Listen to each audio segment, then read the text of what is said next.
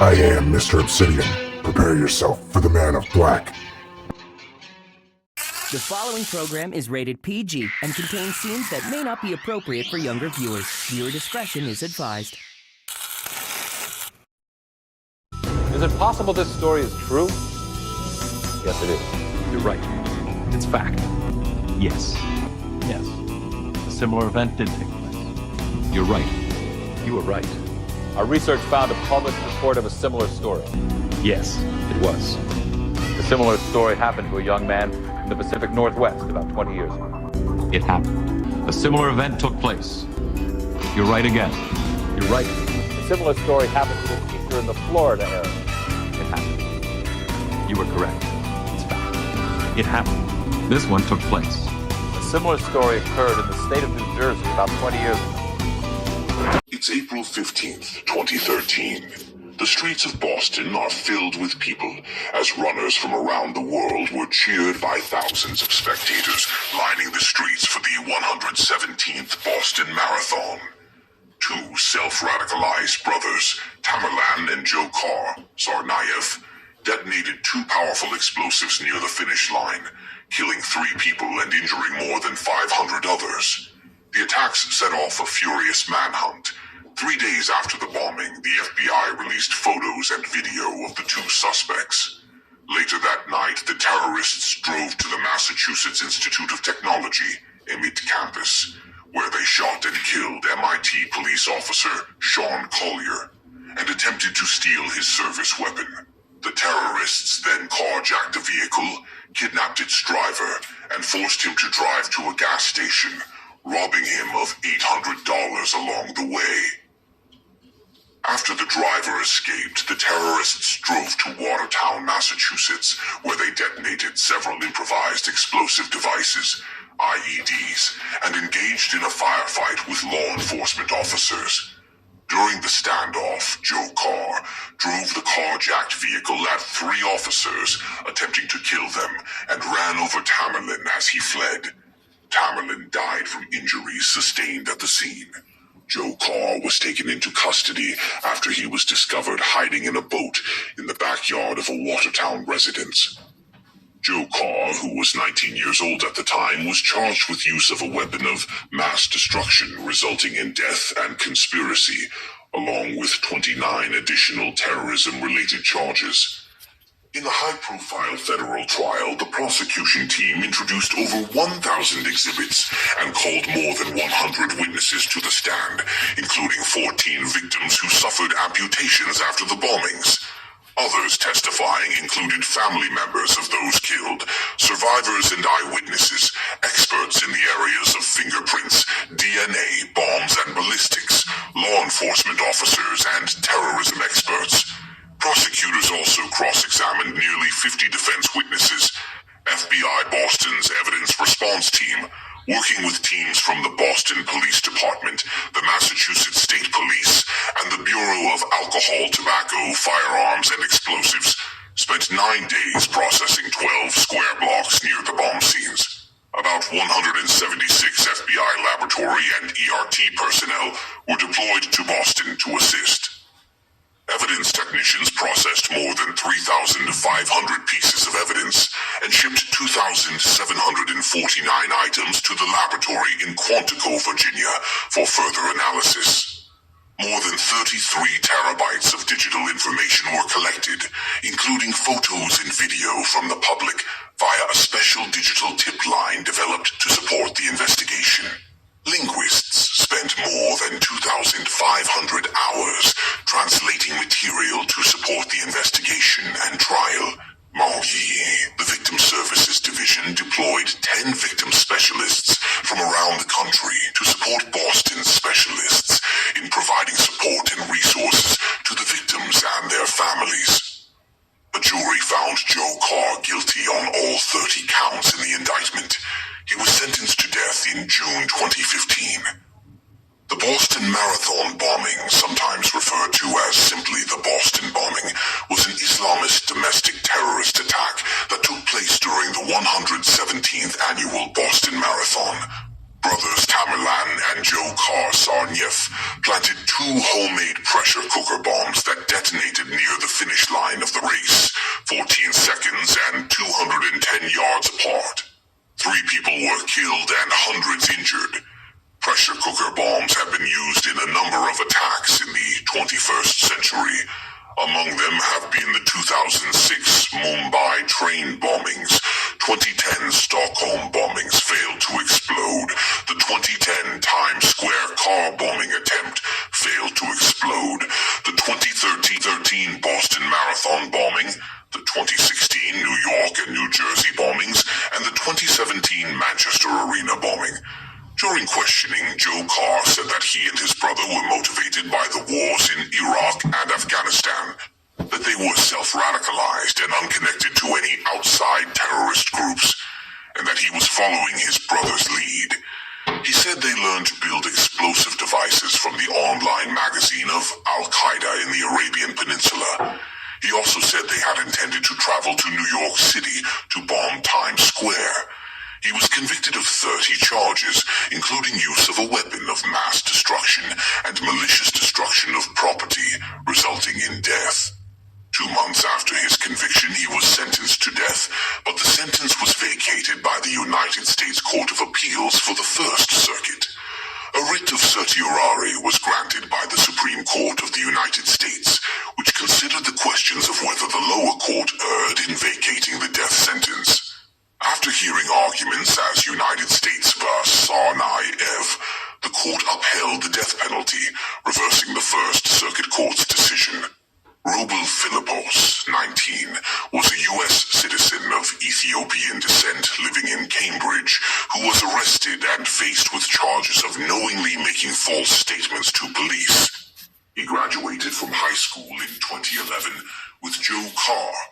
Diaz Kadir Bey EV, 19, and Azamat Taz Hayakov, 20, were natives of Kazakhstan living in the U.S. They were Joe Carr's roommates in an off-campus housing complex in New Bedford, Massachusetts, where he had sometimes stayed. A triple homicide was committed in Waltham, Massachusetts, in the United States, on or very near to the evening of September 11th, 2011. Brendan Mess, Eric Weissman, and Raphael Tequen were murdered in Mess's apartment. All had their throats slit with such great force that they were nearly decapitated. Thousands of dollars worth of marijuana and money were left covering their mutilated bodies. In all, $5,000 was left in the apartment. The local district attorney said that it appeared that the killer and the victims knew each other, and that the murders were not random.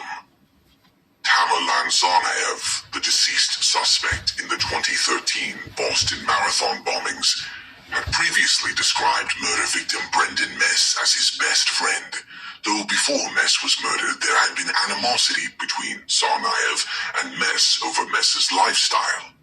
After the bombings and subsequent revelations of Tsarnaev's personal life, the Waltham murders case was re-examined in April 2013, with Tsarnaev as a new suspect.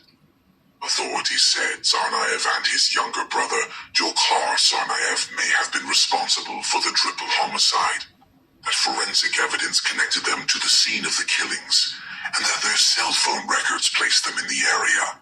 While police in the first investigation said that victims were killed on September 12th, the Boston Globe, Boston Herald, and the Wall Street Journal reported that at least one relative of the victims believes that the killings took place on September 11. In May 2013, Ibrahim Todashev, a 27-year-old Chechen native and former mixed martial arts fighter who knew Tamerlan Tsarnaev, was shot and killed in Orlando, Florida, by law enforcement officers who had been interviewing him about the Waltham murders, as well as the Boston Marathon bombings. The FBI has alleged that just before he was killed, Todashev made statements implicating both himself and Tamerlan Tsarnaev in the Waltham murders, saying that the initial crime was a drug robbery, and the murders were committed to prevent being identified by the victims.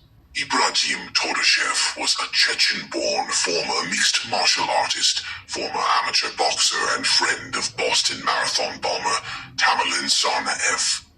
He was shot dead at his apartment in Orlando, Florida, by FBI agent Aaron McFarlane on May the 22nd, 2013, after being interviewed there for about 8 hours. He had allegedly attacked the agent with a pipe or stick while writing a statement about the April 15th, 2013 Boston Marathon bombings and a triple homicide that took place in Waltham, Massachusetts on September 11th, 2011. The investigators involved in the incident said that Todashev had implicated both himself and Tsarnaev in the Waltham murders before he was killed. The FBI blocked the release of the autopsy report for approximately 9 months, released inconsistent information about his death, and did not give the family access to some of the evidence, finally releasing Todashev's clothing and some other evidence 9 years later. The family and civil rights groups allege there were civil rights violations and excessive use of force involved in his death. On March 25th, 2014, the autopsy report was released, and the Florida State Attorney and the U.S. Department of Justice, DOJ, announced they had concluded the agent had fired in self-defense and would not face criminal charges. According to the autopsy report, Todashev was shot 7 times, and there was no evidence of the shots having been fired from close range. A triple murder was committed in Waltham, Massachusetts, on the evening of September 11th, 2011. 3 men, Brendan Mess, Eric Weissman, and Raphael Tekin, were murdered in Mess's apartment.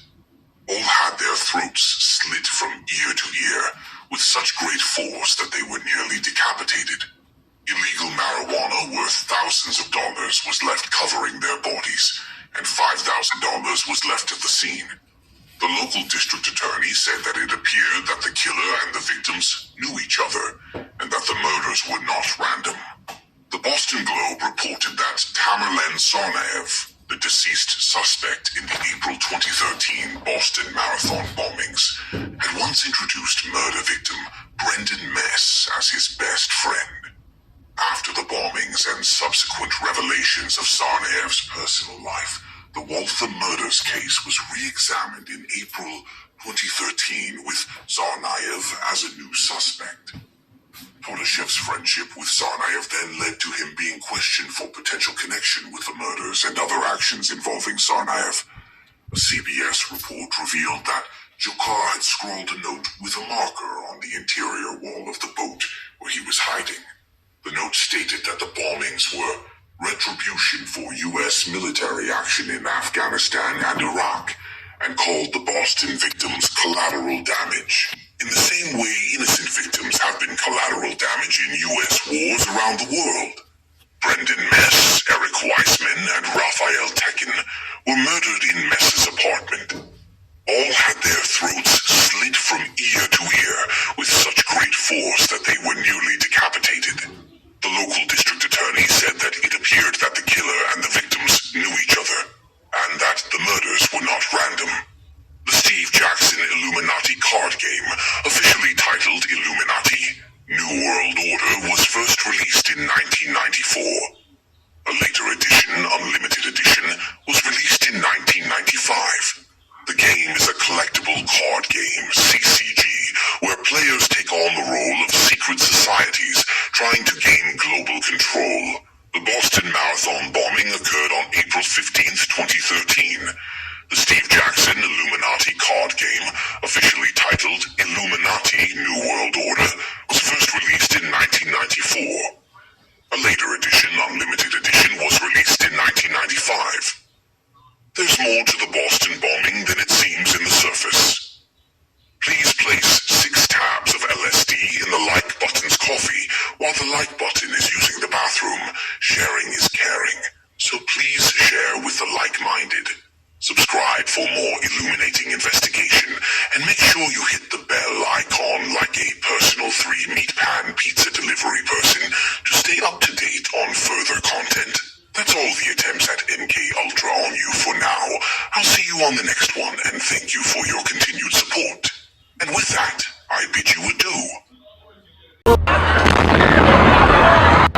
marathon runner Bill Ifrit is knocked to the ground. A second explosion goes up.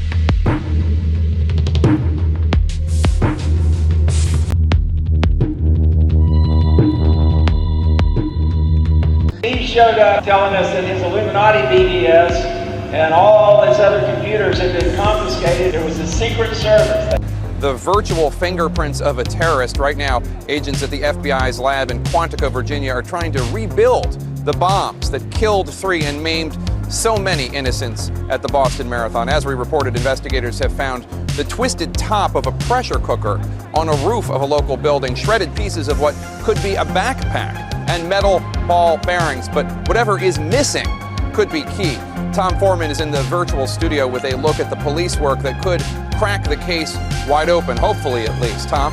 Yeah, certainly, Jake. What they're really looking for, what's missing right now, is a link between that and activity in this crowd. So today, tremendous emphasis on images like this one from a local TV station showing that pack sitting in front of a railing with people behind it. We've had a lot of talk about that. Much of the focus today on another set of images or video captured by a security camera on a Lord & Taylor store across the street. This is the nearest camera to the scene of that second explosion where that package was. Let me bring in my model here and show you what I'm talking about. This is this model, rotated around so you can see the Lord & Taylor is actually right down here. It's this yellow building. You can see the 2 explosions. Look at the detail here. If you come in, that camera we've been talking about all day, that's it right there. That little blue marker there shows it where it is. There's the explosion right across the street, so they would have a very clear line of sight if that's the camera we're talking about, and then you can see down to the other end where the other explosion occurred. The simple truth is, Jake, if they have a link that shows a human being at this site, they can use that video to see if they can hook him to the other site, and all of that will lead him not only to the explosion that we've talked about so much, but that physical evidence you were just talking about. Yes, they found a lot of things right now. They have what they believe to be the backpack that it was carried in. They have some of the pressure cooker, and you are correct, some of it was found on a rooftop, as we predicted it might be yesterday, and even some of the ignition devices. The simple truth is, Jake, if you take all the activity on that map and what might have happened there, and you can connect it to this, then you have not only visual evidence, but physical evidence that can lead to an arrest and maybe a solid case. Jake? Now at 5, a New Jersey woman is charged with claiming false injuries from the Boston Marathon bombings. Iris Gamble claims she was treated at a Newark hospital after being injured in the April 15th blast. Officials say the paperwork seemed fake, and she wasn't in Boston the day of the bombings. She is due in court next Friday. 3 additional suspects are under arrest in connection with the Boston Marathon bombings. CBS News has confirmed 2 of the 3 suspects will be charged with making false statements and harboring or aiding the prime bombing suspects, the Tsarnaev brothers, after the fact. They were reportedly college classmates of the surviving suspect, Jogger Tsarnaev. The 3rd suspect will be charged with making false statements. The suspects have been in jail for more than a week on allegations that they violated their student visas. The Tsarnaev brothers are accused of killing 3 people and injuring more than 260 others with 2 bombs that were placed near the finish line of the Boston Marathon. Police caught up with the brothers 3 days later after releasing surveillance videos and photos of them at the scene of the bombings. They allegedly also killed an MIT campus officer in his car before one brother was killed in a shootout with police. The younger brother was taken into custody after he was found hiding inside a boat. Investigators are trying to determine if the brothers acted alone or had extremists influencing them.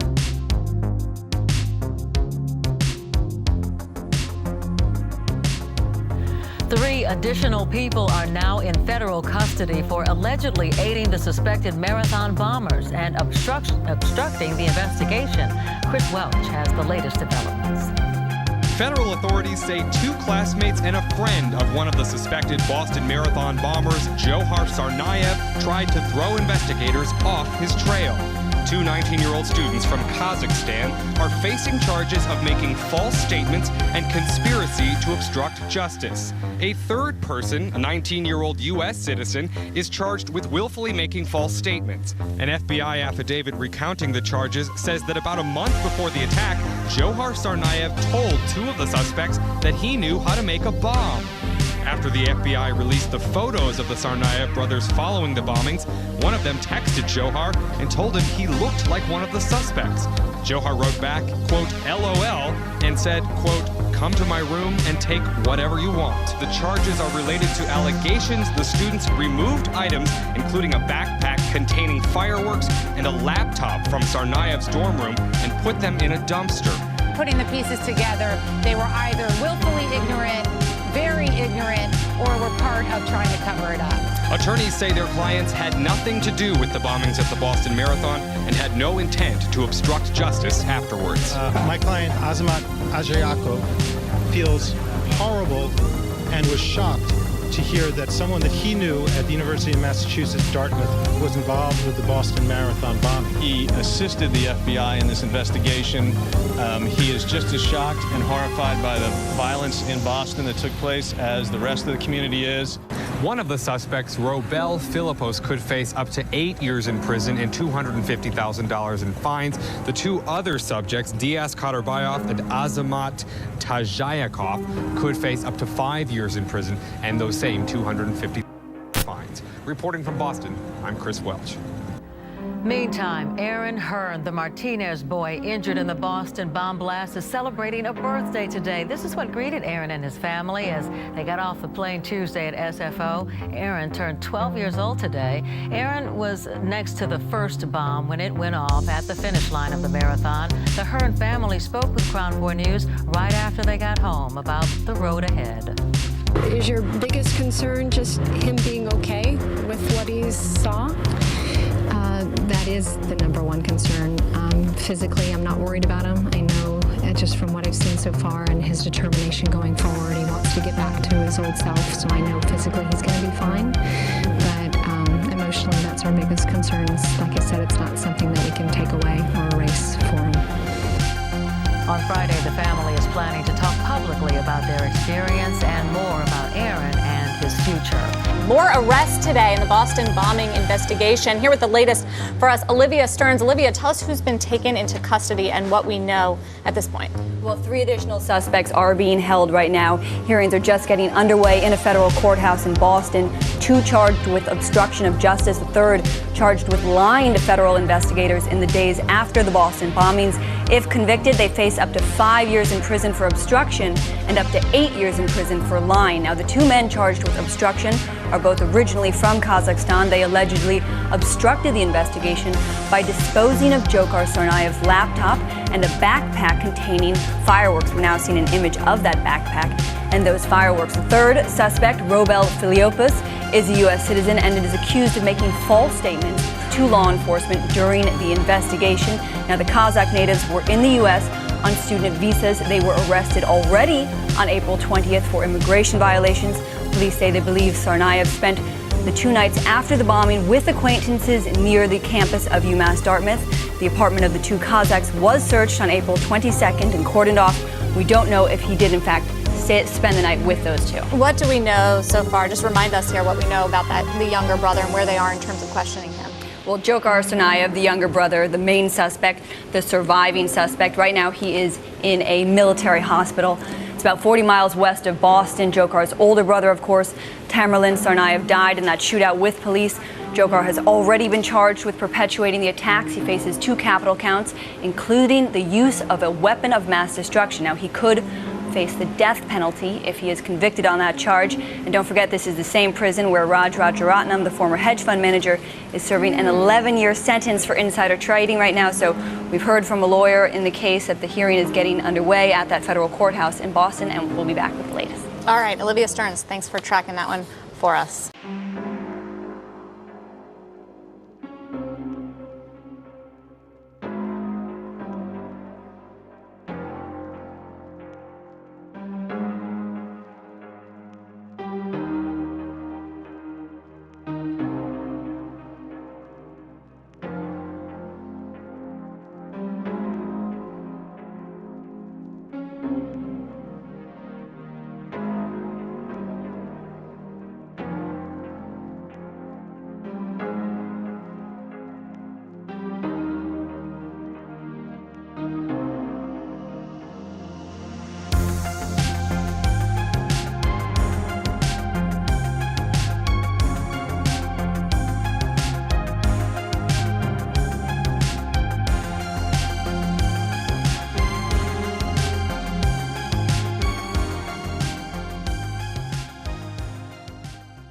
We come together in this park this night, whose field the feet of young Martin Richard often trod.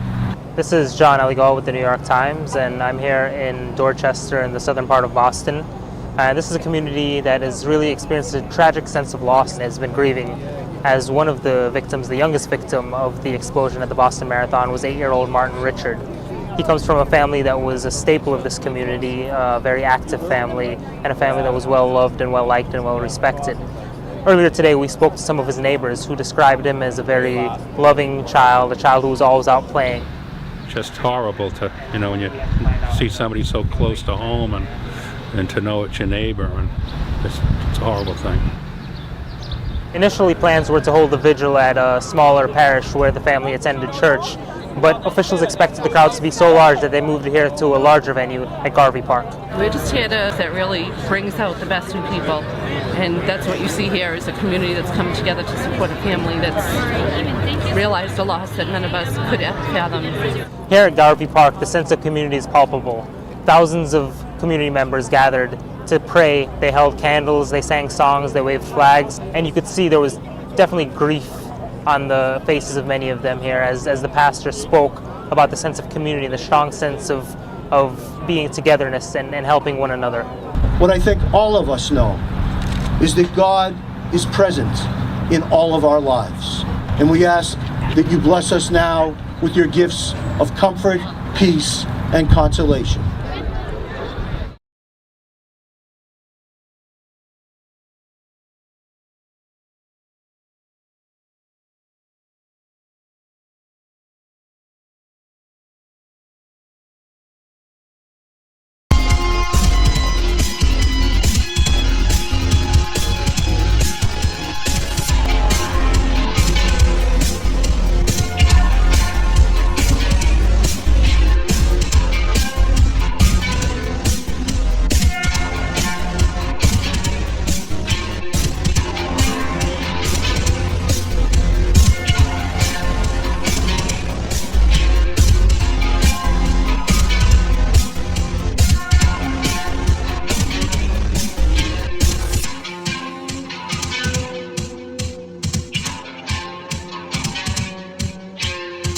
I am Mr. Obsidian. Prepare yourself for the Man of Black.